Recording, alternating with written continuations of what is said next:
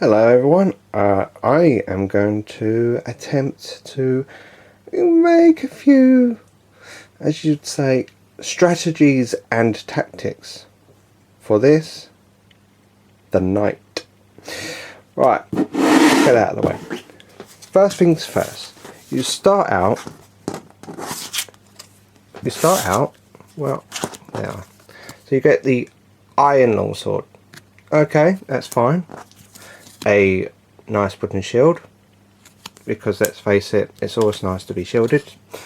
And you got one of the best skills ever, the Oath of Honor.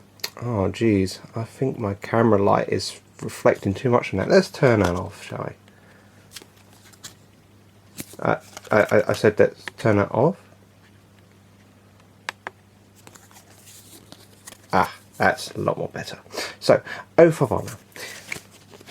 Best thing is, it's like you choose like another hero and you kind of teleport in some ways. I have no idea how that actually even works. Teleporting? What? And then after that you attack. So you go to a hero, automatically move to a space that's one that's next to a monster and attack. And it's all just for one stamina. It's a free move and attack.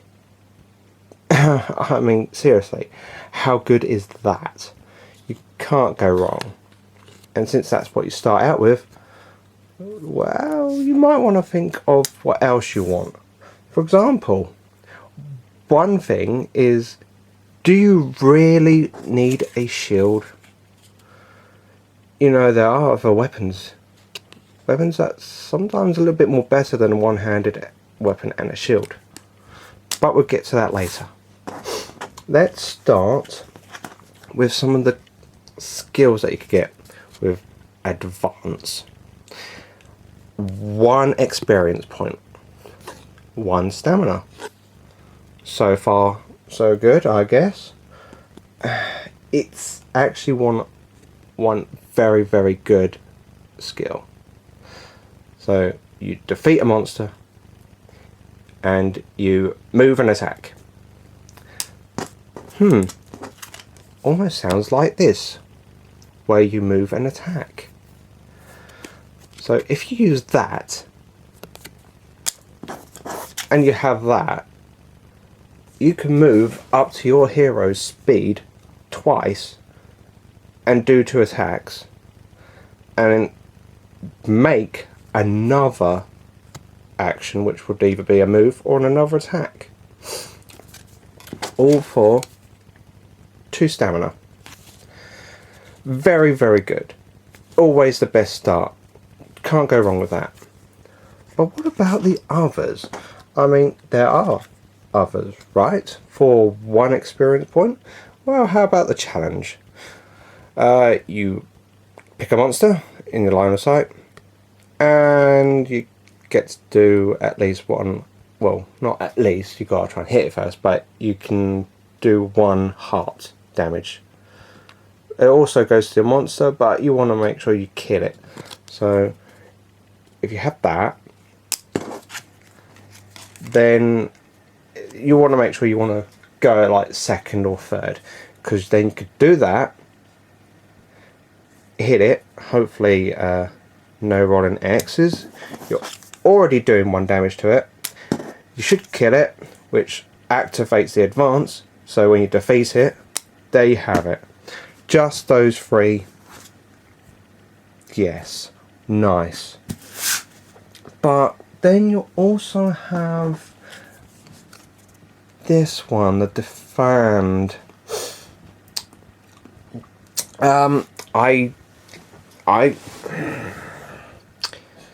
It's not bad, it's just you get to declare yourself the target instead of a adjacent hero. It costs 1 stamina though. Well, it's not bad for something to target yourself, it's just so. I would always put the experience points into these 2, the advance and challenge. you could leave the defend at home. For now. There are others, of course. So how about ones that are a little bit more costly than one? How about something that takes 2 experience points? So what we have is the defense training. Now, as I was saying before, do you really need a shield? Shields can be good, like giving you 1 shield when an enemy attacks. So, okay, this does give you a brown defense dice, so it's nice. And you can always exhaust this instead of your shield, so you kind of have not only a brown defense dice, but you also get at least like 2 shield bonuses, but only if you need them. That's the thing. You think shields could be good, however, your defense dice may exceed using your shield, or even the Overlord would miss, which happened quite a few times, I can tell you that much. So is this necessary? Only if you really want to use a shield, otherwise leave that behind. What else do we have? We have got the guard skill.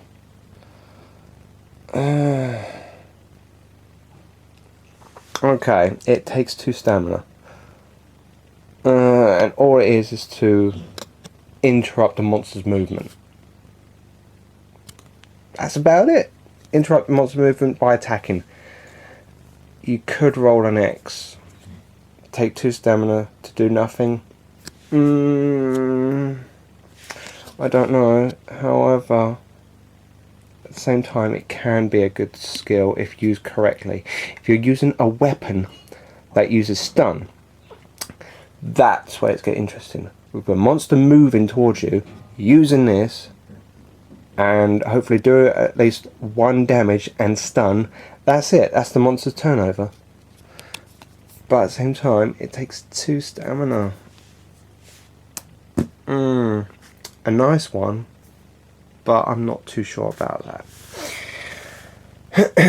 Another one is the shield slam, which, yet again, you gotta have a shield.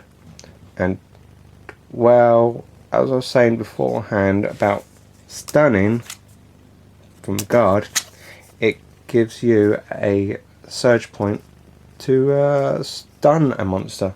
However, of course, you can only stun a monster if you do enough damage. So while the shield slam and guard are quite good with each other, I'm not so sure. The spending 2 experience points on these aren't all that great. The ones are better than the second. Who knows? Why? Right, how about the ones that are the most expensive, the 3? If I could pick up these cards correctly. Right, inspiration, right? Look at that. It says it all. Get stamina back as long as you're next to a hero or more, and those heroes get their stamina back. Just 1, but still, that's very good. And not only that, it works well with the Oath of Honor, because that teleports you next to a hero, as long as there's monsters nearby, of course. But after, when you probably kill the monster, or that is your last action and there's no other monsters around, or you don't want to do any more movement because of inspiration. So those 2, good combo right there. This also was good with the defend,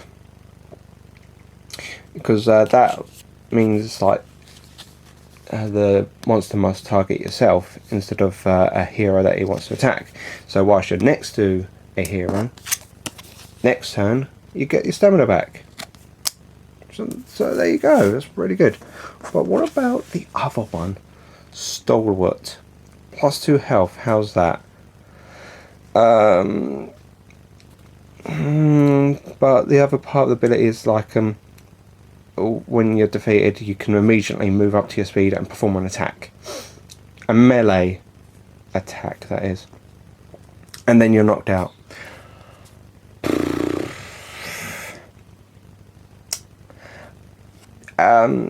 It can be good. That's the thing, it can be. Giving you the +2 health would make you a lot more survivability, but for 3 experience points. It's just that... Oh, it's hard to explain because... you die, you get to move and attack. But do you want to stray too far from your party group? That's the question. It's good if you're pursuing someone. For example, a monster has an objective that they're running off, and well, the overlord's going to try and kill you with the monsters, and if they do, you've got something like this. It can be handy. However, I think inspiration is actually a lot more better.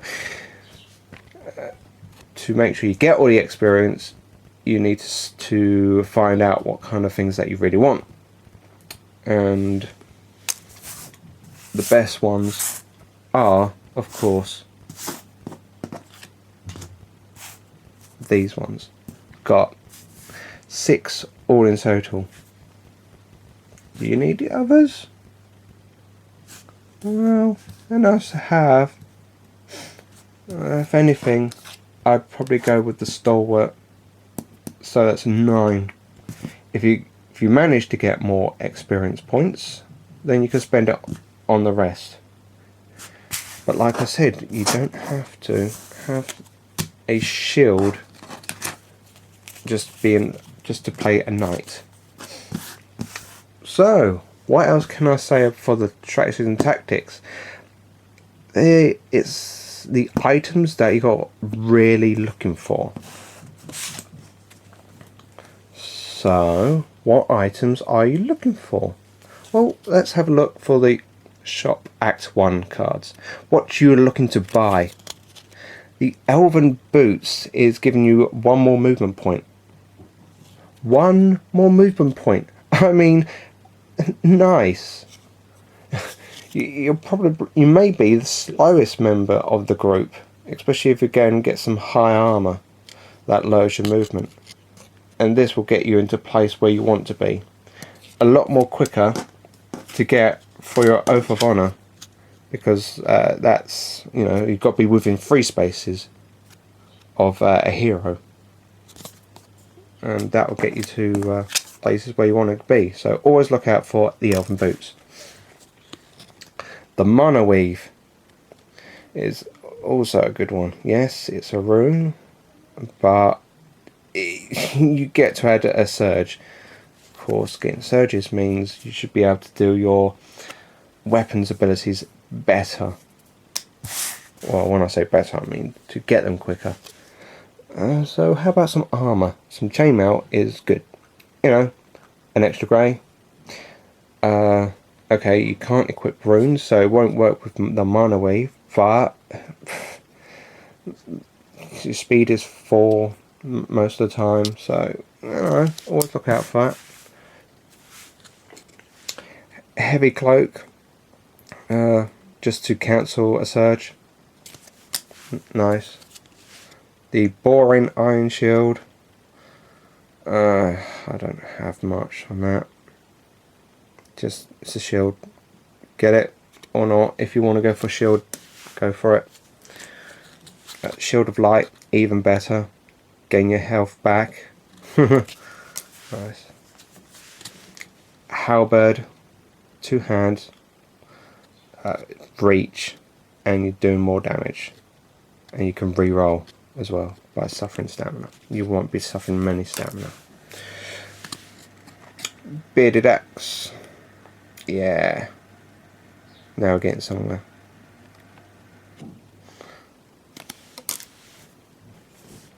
My camera went out. Right, where was I? Right, next one. So, the Mace of Kalos. Yes, green. Yeah, something that you might not be thinking of. However, you've got at least 2 chances, or even 3, to do 4 damage and stun. More the likes of 2 and stun. It's 2 hands, of course. But it works well with, as I was saying about stun, it works well with the interrupts ability, which now I can't find for some strange reason. Guard. Yes, 2 stamina still. But if you really want to do that and you like it, that's what you really would like. So go stun. And you go eat it. Right, X1 is the Iron Battle Axe. Simple. Do nice and pierce. 2 hearts. What more can I say? It's something that you could easily kill monsters with. And that's what you're after. And then you got the boring steel broadsword. Just in case if you really do want to go with hand weapon and shield. Ugh. Well, they're the ones that you want to look out for, but it's not quite over yet because you've still got Act 2 to go. So what can we actually find in Act 2 that can help? I don't know. How about the Black Iron Helm? Look at that. An extra 2 more health. And add 1 shield to your defense. Nice. What else? Oh no, I dropped the card. Oh no. Right, the Shroud of Dusk. Okay. Yeah. Auto stats. Nice. So it'll help when you're not being tripped up or webbed or any traps that'll slow you down. Ugh. Hate that. You got the Ironbound Ring, yet again, plus 2 health. And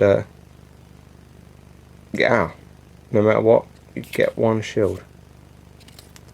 Yay! Not all that necessary, but it's definitely one to look out for. Obsidian Scale Mail. Can't be cursed. 1 black defense dice.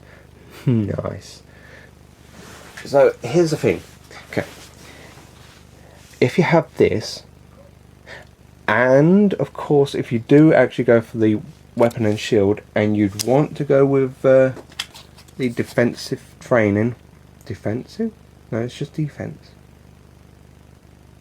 So you get 1 grey, 1 brown, 1 black. And you kind of laugh in there. But is that overkill or is that even necessary? Only if you wish to. Yeah. So also it's like if you suffer no hearts, you get 2 stamina back. No, not really going to be doing much, but it still keeps you going. Still keeps you moving. You can only perform 1 skill or 1 ability per turn. But then if you look at the Knight class, that is the only skill you can have. Wow. That's it. That is the only one skill. All the others don't have the skills, so look out for that. What else? Okay, you've got the normal scale mail, an extra grey dice, and you can suffer stamina to add a brown. Okay. It's not so bad, especially if you've got the inspiration. So that way you won't really be losing anything, but at the same time not be gaining anything. Right. Plate mail. Your speed is free. Fine if your character's speed is free anyway, you won't care. It's just like you really want to keep moving with the knight, even though you still got the Overrunner which teleports. But after the teleportation thing, it's all about moving slowly. So you are really keeping close to the rest of the heroes. So it's not too bad. Just because you might have a movement of 4 and you goes to 3. Who cares, right? It's nice. Yay, the heavy steel shield. It's really the only 3 shields there are available, if I'm not mistaken. Apart from the first one. So you have your steel shield, your light shield, the starting shield with the wooden shield, and you got the heavy steel shield with the Act 2. Yeah, it's still meh. Okay, it's a lot more better because you re-roll a defense dice and you add a shield. But that's about it. Sometimes you don't have to re-roll anything, or you don't care about taking damages because it's like, who cares, right? Obsidian Great Axe. Oh no, I dropped the card. Yes. And that's the thing, it's like each time you defeat a monster, recover a stamina. And that's what you want to be doing. You want to keep hitting stuff and keep moving. Hence why it's the other skills, it's like 1 stamina required. With that, you're going to keep your stamina and you're going to keep laughing. And the Pierce is Pierce? The Surge is +2 hearts anyway. Look out for this. It's handy. Grinding Axe. Have a look at that. Yeah. 1 heart. 5 hearts. It's hard to actually get at least 3 surges with 1 blue and 2 red. Unless you're playing the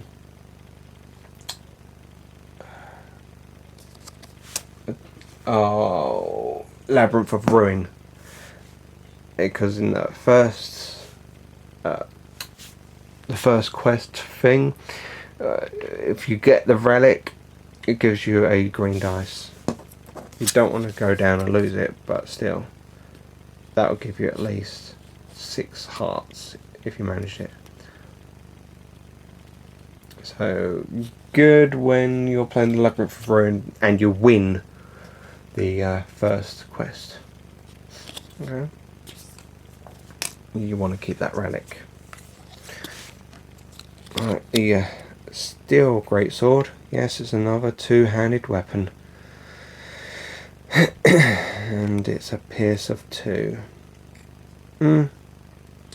Nice. Nice. Easy enough to kill, right? Rageblade. Oh, my camera, it always goes out of focus quite quickly. Never mind. So, try and get at least 3 surges. As I was saying before, if you're playing the Labyrinth of Ruin, you want to get that sun relic token thing. I forgot what it's called. Huh, how strange. The Dragon Tooth Hammer. It's a 1-handed weapon. And it does say if it's empty, 1 heart. Nice. So you could just like ignore that shield and really do some damage. Or you could keep the shield, you won't get the heart bonus. However, you can always do the challenge towards a monster and you still get that 1 heart as long as you hit still. Another one is the Mace of Kalos. Yeah. Light it up. Also recover your health as well. As for relics, well, I'm not going to give out all strategies and tactics. That's what you're going to decide. Because, who knows? You might not even get those relics. Anyway, until next time, that was the night. And that is all I've got. Okay, well, there are other classes to be discussed